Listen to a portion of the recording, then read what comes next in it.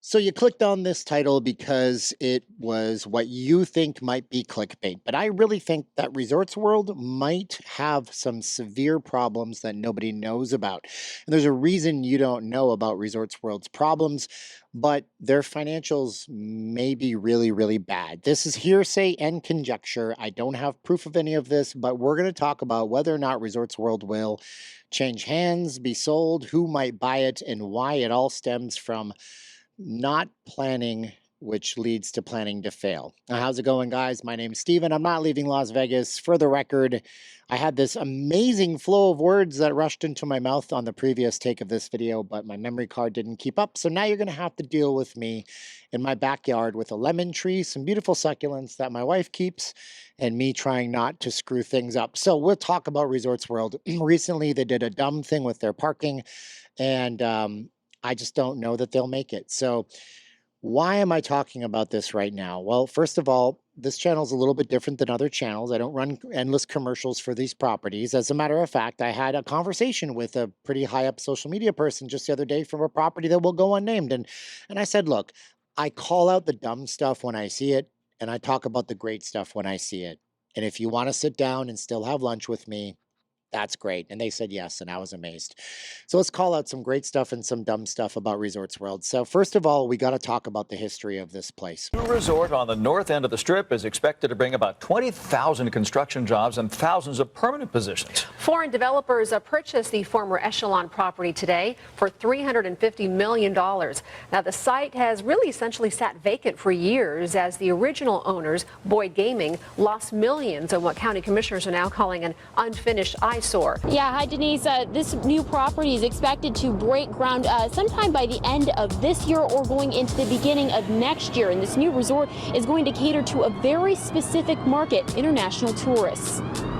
Developers say Resorts World Las Vegas is inspired by Asia, aiming to please visitors from overseas. Malaysia-based Genting Group is the first foreign developer to try a project of this magnitude. This is a tremendous opportunity. Resorts World doesn't even make sense in today's marketplace. It started off way back in 2007, 2008 as a terrible idea by Boyd Gaming. So bad, Boyd is a locals hotel that owned the Stardust, where the Resorts World sits, where the Stardust once was. It was so bad that when they went ahead and announced this project, their stock fell on the New York Stock Exchange because nobody thought this was a good idea at the time. And when Boyd finally tapped out, like MMA style, and said, we're not doing this project anymore, their stock rose. And it was 17 years or so. No, maybe not that many years, but about 14 years in the making. As a matter of fact, there's a whole little documentary piece on this channel where I talk about this at the front of the premiere video that I did on the Resorts World. You should check it out. I'll put the link in the description below. But it's got a storied history. And from the get-go, there was something obvious about this place. It just wasn't right. But what would be right is if you subscribed to this channel right now, because I'm going to tell you the truth about the city, and I'm going to break this down in an analytical way that only I can do with my crazy mind. So subscribe right now. Something wasn't right with the Resorts World. What wasn't right with it, and why do I think they're on a slow path to either bankruptcy or selling off the property? Well, first of all, they opened it when they had to open it. Just things like construction loans and timelines. Banks put big companies and big loans on timelines. They have to do things in a certain way or else they get penalized. But it opened right after the COVID-19 reopening in Vegas. And it opened in an era of Vegas, which if you missed it, oh boy, you missed not much. People walking around with masks around their chins, smoking their cigarettes, drinking their alcohol because the government made us wear masks. People in casinos just like desperately trying to social distance folks in a casino environment. It was so ridiculous. And they opened it with every hope and dream, I believe, that Genting, who's a Malaysian company, would get their Malaysian gamers and their Asian gamers, their Hong Kong gamers, their Japanese gamers. But guess what, Jack? There was no international travel for a very long time after COVID-19. Strike number 2 against the property. And this property had seen so many different changes and iterations, as you can see on the screen right now. I mean, this was supposedly going to be called Echelon Place, and then it was going to be Resorts World, and Resorts World was going to have a Great Wall of China, and then it was going to have a panda bear, and then it was going to have a giant ball that you would sit outside and take pictures with until people realized that's incredibly hot. Let's not do that in the desert. Let's move it inside. Now it sits inside. And when they opened, everybody noticed what they did. They built a shopping mall and they put a casino in the middle. middle of it. But this didn't deter Genting. They said, that's okay because we don't think gaming is the future. I swear to you, that's what they said. I mean, they did book some solid entertainment like Katy Perry, Celine Dion. What was it? Luke Bryant or some other guy. I don't know my country music guys. Celine Dion never came to pass. Tragically, she got very sick. She seems better now. Thank God for that, because she is the best singer in the world, as they say in Canada, where I'm from. But they said at Genting, we're going to bank on entertainment and shopping and conventions. But they were very wrong. See, gambling has gone up year over year, like quarter after quarter, month after month. The takes just keep getting bigger. And who's gambling at Resorts World? That's the main question. They didn't have a preferred list of gamers. Like, I don't think they invited a bunch of people. And if they did, they just haven't been propping up the company. And one thing I know about them is that they make a large portion of their money off of that giant screen on the side of the building. Yeah, I know this because at a point in time, one of my channel sponsors was actually a Filipina magazine, and I'll get into that in another video. So subscribe to the channel. Like, I'll tell you guys, I'm going to tell my Patreon about how that boondoggle turned out. Wasn't good. But they told me, because they rented the side, they told me that they were paying, and I don't know if this is true, and Resorts World, don't sue me or nothing, something in the neighborhood of $250,000 just for a few times, like once a month for a few days, to have themselves up on the side of the building. And this is a big deal in Vegas. Advertising's become a big deal. So as you get these advertisers that are spending millions of dollars a week on the side of your building, you can kind of stave off that problem, that blood flow, that bloodletting.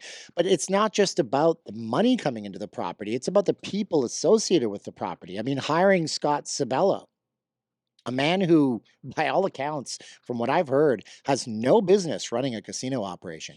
A man who was the CEO of MGM Resorts International while a massive underground illegal gambling ring was being run from his very own sports books, reportedly, allegedly, got to say allegedly, remember, allegedly, by his own high roller whale hosts. A man who was recently sanctioned and stepped away from Resorts World. Having him run the show and giving a concession license, which is like a taco stand license, to a man who has a felony charge, which you don't do in the state of Nevada unless you want your entire casino operation to lose its gaming license. These were the kinds of things that Resorts World did. And then all bets were off. There were other misses, like things like having the very first cashless food court in the city, which is no big deal because eventually Allegiant and all the properties here and everything around the world went cashless, but having a confusing process for all of that, having so much technology built into the resort, saying you're going to be the first crypto-friendly resort, but then never really marketing this.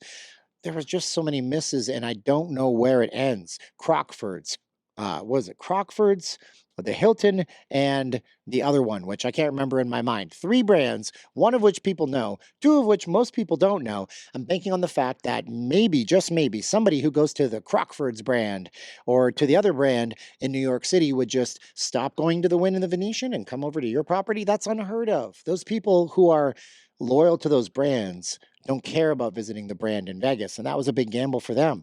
They put them on the top of the building, for gosh sakes, hoping to lure those luxury guests over from the competition.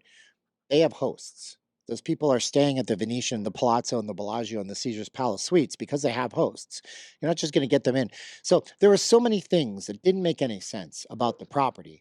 But the biggest thing here is when they started changing things up in the property, taking out live gaming tables and putting in more slot machines and putting in more video gaming tables, and just not having the ability to keep certain types of food vendors around and changing people in and out. These are all little signs that add up to a bigger overall problem, which is not knowing the market in Vegas. See, they don't really have a marketing perspective here. They're on a bad part of the strip with minimal amounts of foot traffic. They're right next to the Circus Circus. The Circus Circus is a budget-oriented, family-friendly property. Pretty much the exact opposite of what Resorts World is, and the bipolar opposite of what Fontainebleau is. Now, maybe Fontainebleau or whatever the name is, I'm going to say it wrong, and you're going to tell me in the comments.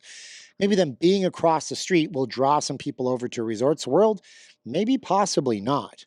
But the point is, when they started just telling people, look, parking that was once free is still free, but you just got to sign up to our rewards card and you don't ever have to gamble a penny, that told me that they were just kind of throwing the concept and the idea of Vegas being a profitable venue for them out the window so they could hopefully market to people from other markets to try to get them into their other properties. Joining the loyalty rewards program involves things like an email with an opt-in and your information and your phone number. And I did it because I got free parking. But that means that I think that they wanted to turn Vegas into a data operation a little bit more than they wanted to turn it into a profitable gambling type of destination. But the big thing was just a week or two or three ago when they told everybody that they're no longer having free parking. They even invented a new tier status for this where you got to get like 3,000 points from either shopping or dining or gaming in order to get the free parking. And you have free parking for 3 hours, I believe, but they took away the one thing that would cause people to actually park at the property. And to make matters even a little bit worse on this, one of the parking spots at the Resorts World means that you don't even have to walk through the casino floor. So they gave people free parking, stay at a parking garage where you don't have to walk through the casino floor. You can actually just go outside, be on the main little road that separates Circus from the Resorts World, and walk straight out to the Strip.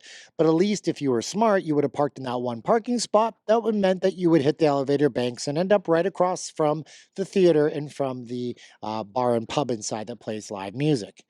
But they've taken that away. Now they're going to charge you $18 standard for parking rates for 24 hours, thereby killing the reason that many people had on the north end of ever going to Resorts World. Because at least if you can park for free and you have to surrender your email and phone number to Resorts World in Genting to get your free parking, at least then you might just walk through the property and drop a few bucks in the casino and say, there's a restaurant I want to come back to later. But Genting must be hurting for money so hard that they decided to take that benefit away entirely and tell people that they had to gamble to earn it. And it makes zero sense to me whatsoever, but hey, what do I know? What I do know is that other people have told me some crazy stuff about this property. Things like, you know this is part of a Malaysian money laundering scheme, right? You know that Genting does their stuff on a different stock exchange. You know that they can bleed money forever. You know. No, the answer is I don't know. I mean, these are all fun things to entertain. But what I think is at play here is that the company that owns Resorts World has a lot of money to burn through, and they're willing to burn through that money so they can find something that clicks in the Vegas market. I think they're banking on things such as conventions coming in and being a big deal, and the tunnel that brings people on Elon Musk's loop from the convention center to the Resorts World being a much bigger deal than what they really think it is. I think they're banking on having a different type of business model and not being a place where people necessarily go and gamble. And maybe in the future, with all of the newer, younger generation of people coming through, having big shows and big DJs and big pool parties and big special events might just play out for them. The question is, can they wait that long? Do they have that much longevity? And are they willing to put as much money as whatever they must be putting into the property to actually see it through to the end and become profitable? And that's the question I have. And I don't know the answer, but it's fun to think. Would another company enter the casino mix on Las Vegas Boulevard, take over this place, and make it something really, really special? Because at the end of the day, I really do want it to be special. I looked across the street, watched it stop construction when I was in timeshare. I was there on day one when it was opened. They even offered to put me, my sponsor, the Philippine Magazine people, on the billboard until Clear Channel reportedly, allegedly, according to my channel sponsor at the time, killed the deal because they don't want influencers who can say whatever the heck they want, such as this video, on the side of a building where you might want to advertise something where the casinos want just happy, fun casino stuff and messages showed. Yeah, so that's the punchline there. So anyways, you tell me what you think in the comments below. I'm really interested to know. I had a perfect video plan. I'm telling you, I went to the Desert Breeze Park. There was kids playing basketball behind me, green grass everywhere. And I had an SD card, a little micro SD card in this Pocket 3 that wouldn't record properly. Kept giving me a slow SD card. It may not record. So here I am back in my place. We're going to go back to Desert Breeze Park and take some of these videos and show you other parts of Vegas. This is my backyard. That's a lemon tree. Those are succulents. And I'm Steven, and I'm not leaving Las Vegas. So now's the best time of the video where I say thank you so much for being with me. You're the best part of my day. Tune in. We do live streams, analysis videos, short films, documentaries, and I always tell you like it is. My name is Steven. I'm not leaving Las Vegas. Now it's time of the video where I say 3, 2, 1, click. Are you ready? 3, 2, 1, and get close to the camera. I got my little spoony microphone. 3, 2, 1, and click.